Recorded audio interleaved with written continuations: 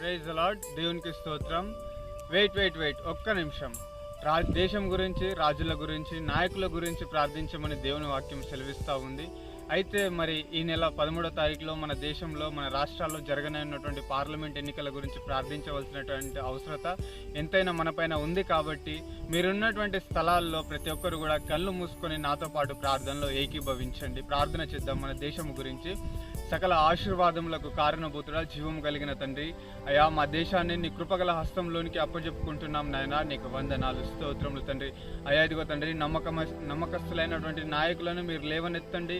అయా అధికారులను మీరు లేవనెత్తండి నాయన. నీకు వందనాలు, స్తోత్రములు.